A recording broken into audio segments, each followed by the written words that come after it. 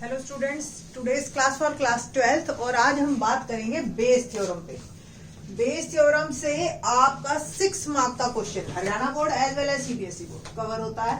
तो 6 मार्क में आप जो है आज क्वेश्चन करेंगे और इससे पहले आप लोगों ने जो कर रखी है प्रोबेबिलिटी में कर रखे कंडीशनल थ्योरम। तो बेस थ्योरम एक्चुअली क्या करती है ये बताते हैं। बेस थ्योरम एक्चुअली आप लोगों को ऑप्शंस में प्रोबेबिलिटी का जो है चांसेस जो है बताती है कि भी अगर सपोज एक रूम में 2 बैग्स पड़े हैं, बैग 1 और बैग 2, और कुछ एक बैग में 4 ब्लैक 3 रेड बॉल्स हैं और दूसरे बैग में 5 ब्लैक और 10 रेड बॉल्स हैं। ठीक है, तो किस बैग से रेड बॉल निकाली गई इसकी प्रोबेबिलिटी निकाल सकते हो, या ब्लैक बॉल निकाली गई, जो भी है। 10th क्लास में हमारे पास क्वेश्चन आधा होता था इस तरीके का, है ना, कि एक बैग है जिसमें 4 ब्लैक 3 रेड बॉल्स हैं और रेड बॉल की क्या प्रोबेबिलिटी है या ब्लैक बॉल की क्या प्रोबेबिलिटी है। ये क्वेश्चन आप 10th क्लास में करते थे। बट 12th क्लास में हम आपसे क्वेश्चन पूछेंगे कि रेड बॉल की प्रोबेबिलिटी बताओ जबकि वो बैग 2 में से निकाली गई। तो यहाँ पे आपको इन 2 में से भी एक ऑप्शन पे फोकस करना है। बेस थ्योरम आपको ये सब क्लियर करती है। बेस थ्योरम की पहले 3 कंडीशंस है। नंबर 1 कि जो आपका इवेंट है यानी कि जो प्रोबेबिलिटी है और जो पार्टीशन ऑफ सैंपल स्पेस है। सैंपल स्पेस आपको क्लियर है कि सैंपल स्पेस ये मेरा पूरा सैंपल स्पेस है अगर वेन डायग्राम में देखा जाए तो, और इसमें अलग अलग इवेंट्स हैं। इवेंट्स जो हैं आपके, जो भी सारे इवेंट्स हो, ई आई इंटरसेक्शन ई जे, आई और जे हमने जनरलाइज फार्मूला लिया है। ये सारे इवेंट्स म्यूचुअली एक्सक्लूसिव होने चाहिए, सारे सेट्स जो आपके हैं। ठीक है, ये किस तरीके से म्यूचुअली एक्सक्लूसिव होंगे। सपोज एक इवेंट ये है E1, एक है आपका E2 और ये बन गया E3। ठीक है, ये E4 है, ये E5 है, पूरा बाकी जो बच गया। ये सारे इवेंट्स आपस में म्यूचुअली एक्सक्लूसिव है। चाहे E1 इंटरसेक्शन E2 ले लो, E2 इंटरसेक्शन E3 ले लो, E3 इंटरसेक्शन E5 ले लो, कोई भी आपस में 2 जो है उनमें कॉमन कुछ नहीं होना चाहिए। पहली कंडीशन बेस थ्योरम पे अप्लाई ये होती है। सेकंड जो आपकी कंडीशन है, सेकंड कंडीशन में आपका आता है कि सारे जो है इवेंट्स मिलके E1, E2, E3 and so on चलते जाइए आप EN तक, ये सारे मिलके एक सैंपल स्पेस पूरा कवर करना चाहिए। ये नहीं कि हमने इस तरीके से ये 5 इवेंट बता दिए और ये जो बीच का है ये पोर्शन रह गया, आपका सैंपल स्पेस बता ही नहीं रहा। ठीक है, तो दूसरी कंडीशन ये है कि union of all events always make a whole sample space. ठीक, थर्ड कंडीशन हमारी क्या है कि probability of EI is always greater than 0। कोई भी नॉन जीरो प्रोबेबिलिटी नहीं होनी चाहिए, कोई ऐसा इवेंट नहीं होना चाहिए जिसकी प्रोबेबिलिटी 0 हो। ये मेन बात है।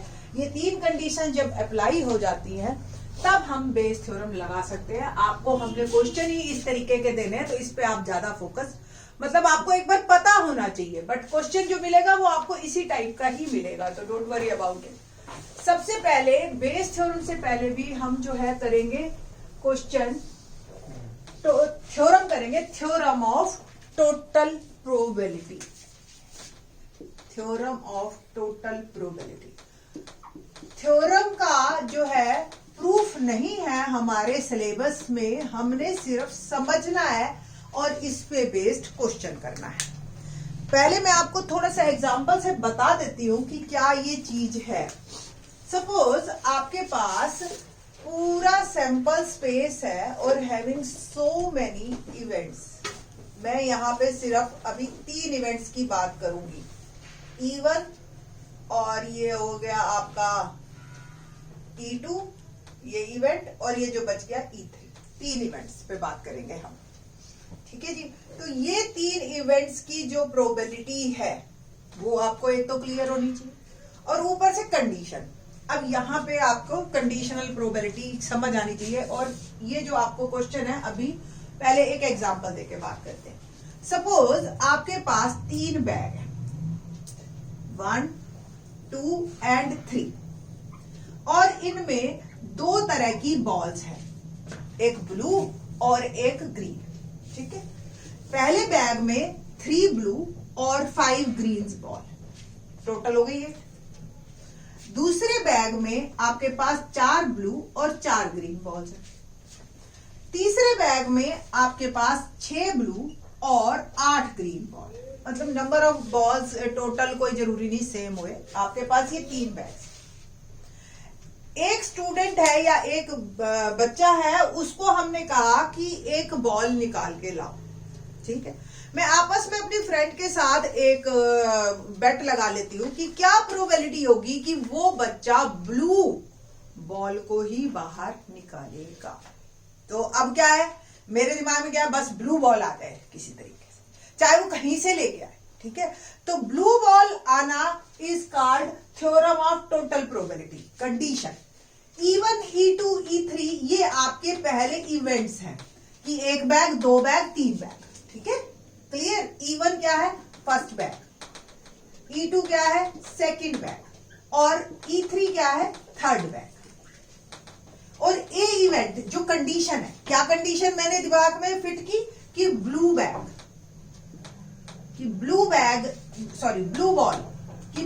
बॉल ही बाहर आए, ये है आपकी कंडीशन।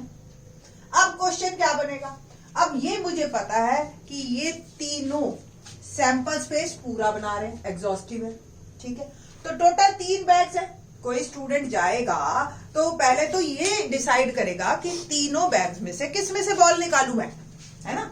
एक ही ऑप्शन है उसके पास कि एक ही बार निकालना है, ये नहीं कि इसमें से निकाल के उसमें डाल दी, उसमें डाल के फिर एक निकाल लाया, ठीक है। तो फर्स्ट अ पर्सन डिसाइड कि विच बैग ही और शी इज ऑन। तो प्रोबेबिलिटी ऑफ E1 क्या बनेगा, 1/3, 3 बैग है, एक चूज करना है। Probability of E2 again 1/3, probability of E3 ये भी 1/3।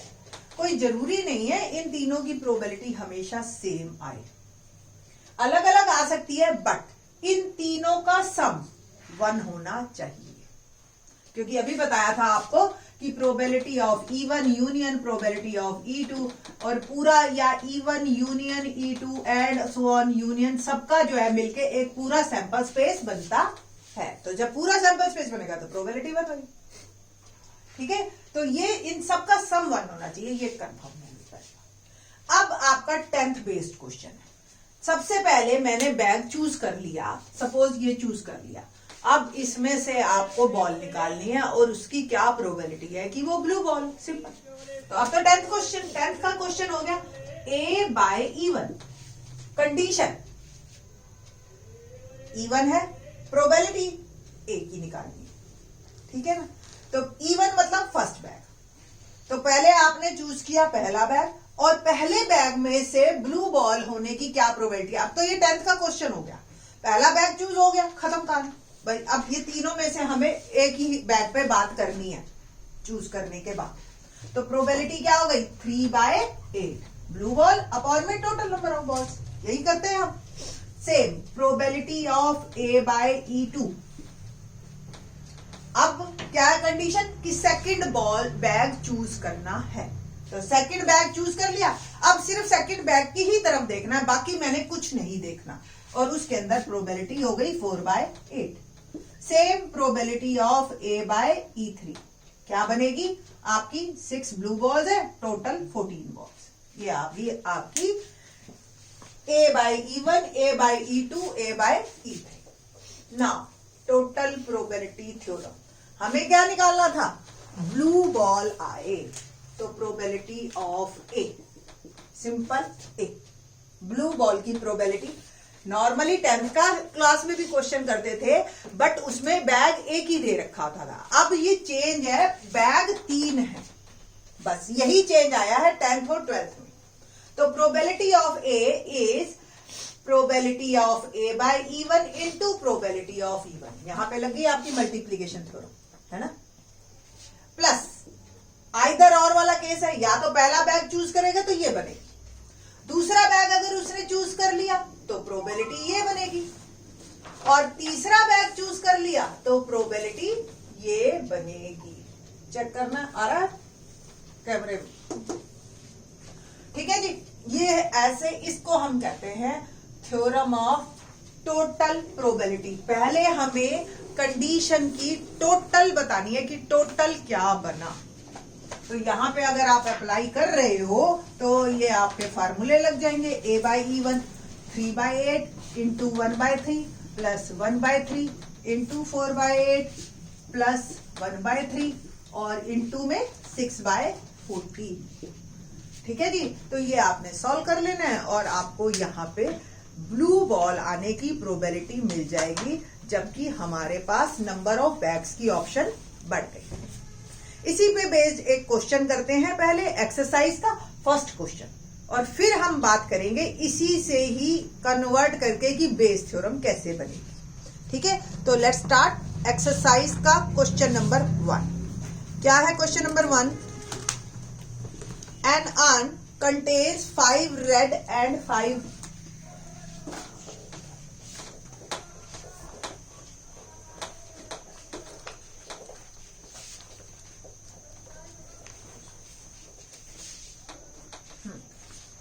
An urn contain 5 red and 5 black balls। ये क्वेश्चन नंबर 1 कर रही हूं मैं, एक्सरसाइज 13.3 का।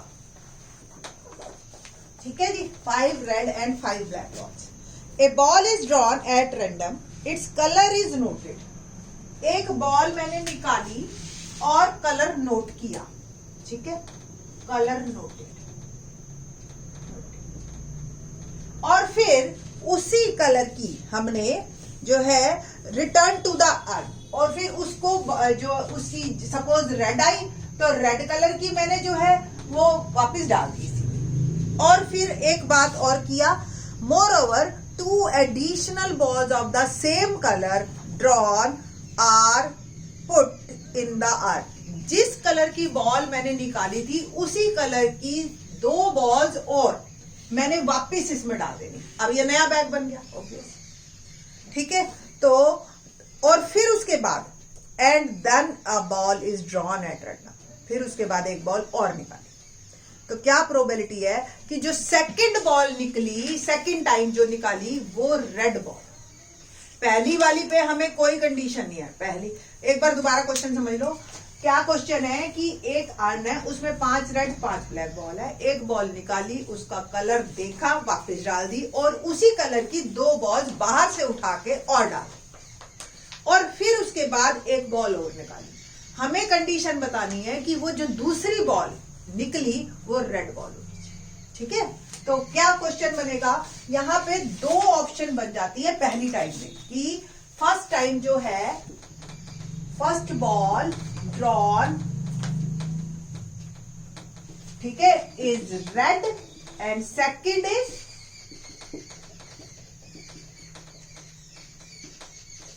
Drawn is black. पहली रेड भी हो सकती है और ब्लैक भी हो सकती है ना। तो इसको हमने E1 इवेंट लिया, इसको E2। तो प्रोबेबिलिटी ऑफ E1 बताइए जी क्या होगा। यानी कि नॉर्मल 10th बेस्ड क्वेश्चन हो गया। एक बैग है जिसके अंदर 5 रेड 5 ब्लैक बॉल है। रेड बॉल आने की क्या प्रोबेबिलिटी? 5/10 या आप 1/2 लिख सकते हैं। प्रोबेबिलिटी ऑफ E2 क्या होगा? सेम, एक बैग है जिसमें 5 रेड 5 ब्लैक बॉल है, तो ब्लैक बॉल आने की क्या प्रोबेबिलिटी है? दैट इज 1/, सिंपल, इजी था क्वेश्चन। नाउ अब इसके बाद हमें सेकंड बॉल, जो ए इवेंट है वो है मेरा सेकंड बॉल, जिसकी प्रोबेबिलिटी मुझे निकालनी है। Second ball is red. अब हमने सोचना है probability of A by E1। क्या मतलब हुआ इसका? कि पहले रेड निकली थी, दूसरी भी रेड निकली, क्या प्रोबेबिलिटी? सिंपल, अगर पहले रेड निकली होगी बॉल, तो अर्न में अब कैसे किस शेप की होंगी ये हमारी? अर्न में पहले 5 रेड 5 ब्लैक थी, पहले रेड निकाली वापस डाली, 2 और रेड डाल दी, तो कुल मिला के मेरा अर्न ये बन गया। अब नए सिचुएशन के अकॉर्डिंग अब इसके अंदर 7 रेड है और 5 ब्लैक बॉल है, तो अब रेड आने की क्या प्रोबेबिलिटी है? नॉर्मल क्वेश्चन है 10th का। अब रेड आने की तो 7 बाय टोटल 7 5 12, ठीक है। ए बाय इवन, जब पहली रेड थी तो दूसरी भी रेड आने की ये probability. Same probability of A by E two, जब पहली ब्लैक हो और फिर दूसरी रेड निकले।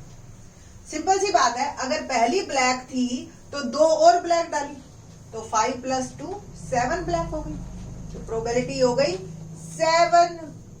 अब रेड ही डालनी है। अब मेरे अर्न में 5 रेड 7 ब्लैक बॉल है और मुझे प्रोबेबिलिटी अब भी रेड की ही निकालनी है क्योंकि ए इवेंट मेरा रेड है, तो प्रोबेबिलिटी हो गई 5 बाय 12। 2 केसेस है। Probability of A, total probability theorem, 2 cases है, 2 का बना। प्रोबेबिलिटी ऑफ इवन, पहले इवन चूज किया और फिर उसमें से ए बाय इवन, या E2 और फिर probability of A by. Formula आपका टोटल प्रोबेबिलिटी थ्योरम का यही है, तो लगाए जी। तो probability of A is equal to probability of E one 1/2, A by E one 7/12 plus probability of E2 1/2, A by E2 5/12, तो 7/24 प्लस 5/24 12/24, आंसर इज 1/2, है ना इजी। तो ये हो जाती है हमारी थ्योरम ऑफ टोटल प्रोबेबिलिटी। ये थी हमारी टोटल प्रोबेबिलिटी। अब बात करने हैं बेस थ्योरम की। क्या लिटिल बिट क्वेश्चन में चेंज आएगा? अभी तक आपके पास क्वेश्चन ऐसा होता था, 2 बैग है या 1 बैग है, उसको 2 में हमने कन्वर्ट कर दिया और प्रोबेबिलिटी बतानी है हमने रेड बॉल की। क्वेश्चन ऐसा नहीं आएगा। क्वेश्चन आएगा क्या प्रोबेबिलिटी है कि रेड बॉल तो आई आए बट वो बैग 1 में या ऑप्शन 1 से आए या ऑप्शन 2 से आए। What's the probability of getting second ball red when a person choose या drawn first ball is red? ऐसे समझ आई? तो जब एक बंदा पहले भी रेड निकाले और दूसरी भी रेड आए, ऐसे कंडीशन आपकी आएगी, उसको हम कहते हैं बेस थ्योरम। तो ऑब्वियस इन 2 में से कोई एक पोर्शन हमारा फेवरेबल हो जाएगा उसमें। तो बेस थ्योरम हमें कहेगी कि ये टोटल है। हमने 10th क्लास में जो क्वेश्चन किया था वो ये किया था, प्रोबेबिलिटी का अगर आपको इनिशियल फार्मूला ध्यान, तो बेस थ्योरम एक्चुअल क्या कहती है कि प्रोबेबिलिटी ऑफ ए, तो कंडीशन बन गई कि भाई रेड बॉल तो आई या ब्लू बॉल तो आई, ठीक है, वो फर्स्ट बैग में से निकली हो या वो सेकंड बैग में से निकली हो, ये भी हमने सोचना है। तो probability of even by A upon में तो टोटल ही आएगा, टोटल केसेस सोचेंगे हम। फार्मूला 10th क्लास से हम क्या है, number of favourable events upon number of total, है ना। तो यहाँ पे प्रोबेबिलिटी ऑफ फेवरेबल इवेंट और प्रोबेबिलिटी टोटल प्रोबेबिलिटी थ्योरम। तो टोटल प्रोबेबिलिटी थ्योरम का तो हमने फार्मूला अप्लाई करना ही करना है इन द डिनोमिनेटर, ठीक है। अगर 2 केस है तो 2 का लिख लेंगे, अगर 3 केस आ गए हमारे तो 3 का लिख लेंगे। अब हमें अगर फर्स्ट फेवरेबल है तो फर्स्ट का फार्मूला, ये जो पोर्शन है ये हमारा ऊपर लिखा चला जाएगा। आई थिंक सो अब आपको क्लियर हो गया होगा what's the difference between A by even और even by A by even. जब भी आप निकालेंगे यानी कि जो हमारी कंडीशन है और फिर फर्स्ट बैग है, वो तो 10th बेस पे आपका क्वेश्चन है, ये आपका 12th बेस पे है कि रेड बॉल हो ही हो, कंडीशन तो आपकी फुलफिल हो ही हो, बट वो फर्स्ट बैग में से आए या सेकंड बैग में से आए, ये भी आपने सोचना है। इसको कहते हैं हम बेस थ्योरम। एक क्वेश्चन करेंगे तो आपको और ज्यादा क्लियर हो जाएगा। क्वेश्चन नंबर 2 करते हैं, एक्सरसाइज 13.3 का। क्या क्वेश्चन है, let's see. A bag contains 4 red and 5 black balls. Question number 2, A bag, first bag मेरा है 4 red and 4 black balls. Another bag contains 2 red and 6 black balls. ठीक है, ये 2 बैग है हमारे पास, सिंपल। और one of 2 bags is selected, पहले तो इन दोनों में से एक बैग सेलेक्ट करना है। And a ball is drawn from the bag which is found to be red. एक बैग, दोनों में से हमें नहीं पता किस में से चूज किया, एक बॉल आई है और वो रेड है। क्या प्रोबेबिलिटी है? Find the probability that the ball is drawn from the first bag. Find the probability that the ball is drawn from the first bag। तो जिसकी प्रोबेबिलिटी निकालनी है वो हमारे E1 E2 हैं। E1 E2 इवेंट्स, सबसे पहले हम इवेंट्स लिखेंगे। E1 is first bag, E2 is second bag. ठीक है, प्रोबेबिलिटी ऑफ E1। अब आपका क्वेश्चन सिंपल ही है, 2 बैग है, उसमें से फर्स्ट बैग चूज करना है। बोलो जी क्या प्रोबेबिलिटी है? तो टोटल 2, फेवर में 1। Probability of E2 1/2। आगे ए इवेंट, कौन सी बॉल निकलनी है? रेड बॉल, तो red ball. Now probability of A by E1, it means probability of red ball when first bag is chosen, पहले बैग में से रेड बॉल आने की। ये तो बिल्कुल आपका 13.1 का टाइप का क्वेश्चन है कि E1 कंडीशन है और एक ही प्रोबेबिलिटी निकालनी। तो 4 रेड है, टोटल 8 बॉल्स है, 4 + 4 4/8। Same probability of A by E2, total 8 balls है, सेकंड बैग में से 2/8। नाउ ये तो प्रोबेबिलिटी हो गई हमारी रेड बॉल की। हमें निकालना क्या है? Red ball from first bag. ये एक एक्स्ट्रा एडिशन आया फर्स्ट क्वेश्चन के अलावा। तो red ball from the first bag, तो रेड बॉल अब कंडीशन हो गई हमारी इन द नेक्स्ट केस, और प्रोबेबिलिटी निकालनी है कि वो फर्स्ट बैग से आए। ठीक है, तो first bag is E1, A is condition. तो जी ये है, अब हमारे पास हमने जो निकालना है वो probability of E1 by A निकालना है। फॉर्मूला यही लगेगा आपका सेम, ये फेवरेबल और ये टोटल। तो probability of E1 by A become probability of E1 1/2 into A by E1 4/8 upon 1/2 into 4/8 plus 1/2 probability of E2 और A by E2 that is 2/8। आप देखो सारों का एलसीएम सेम आएगा, तो आप इसको कट करने की कोशिश मत करना। इसको सिंपल 4/16 ऊपर सॉल्व करके आ गया, नीचे 4/16 प्लस 2/16 सम करके आया आपका 6/16। और इसको फर्दर सॉल्व करोगे तो 4/16 इंटू 16/6 और ये मेरा कट हो गया। Answer is 2/3। ये मेरा आंसर आ गया। ठीक है, तो इस तरीके से ये आपकी बेस थ्योरम है, ये आपका परफेक्ट फॉर्मूला है। सपोज यहाँ पे तीसरा बैग अगर और दे देते तो यहीं पे एक एक्स्ट्रा एडिशन आ जाता फॉर्मूले में। आपके इसी फॉर्मूले पे बेस्ड एक्सरसाइज के सारे क्वेश्चन चलेंगे आपके from 3rd to 12th। Very important one, 12th बहुत इंपॉर्टेंट है। आगे आने वाले लेक्चर्स में हम ये बताएंगे सारे। बट अब जो मेजर काम रहेगा, क्वेश्चन को पढ़ के आपको डिसाइड करना है E1 E2 क्या है और A क्या है। नेक्स्ट लेक्चर में बात करते हैं इससे बात।